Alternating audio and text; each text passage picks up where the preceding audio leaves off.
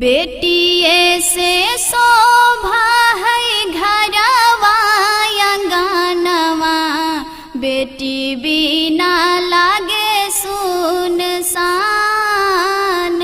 हो।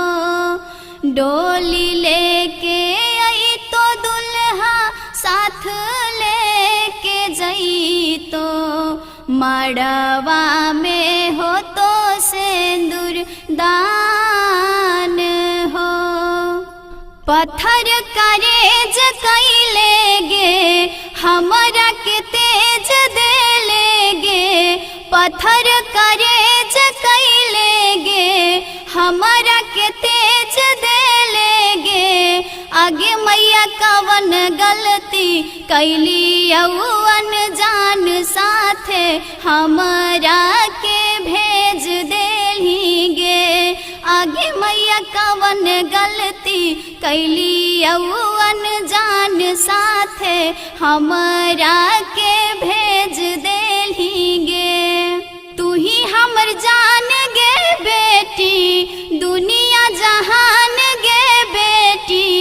तू ही हमर जान गे बेटी, दुनिया जहान गे बेटी।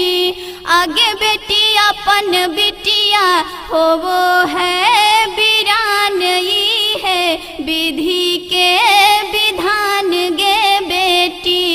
आगे बेटी अपन बिटिया होवो है पराया, यही विधि के विधान गे बेटी।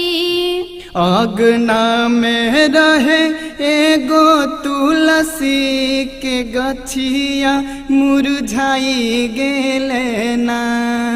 अगना में रहे एगो तुलसी के गछिया मुरझाई गेले ना।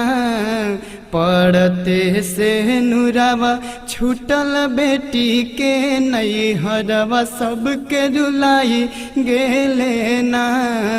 पड़ते से नुरावा छूटल बेटी के नैहरवा सबके रुलाई गेले ना। महल सुना सान देखी मैना, चिरैया पराई गेले ना। महल सुना सान देखी मैना, चिरैया पराई गेले ना। पड़ते से नुरावा छूटल बेटी के नैहरवा सबके रुलाई गेले ना। पड़ते से नुरावा छूटल बेटी के नैहरवा सबके रुलाई गेले ना। आचरा से लोर पोछे बेरी बेरी मैया हो, आचरा से लोर पोछे बेरी बेरी मैया हो।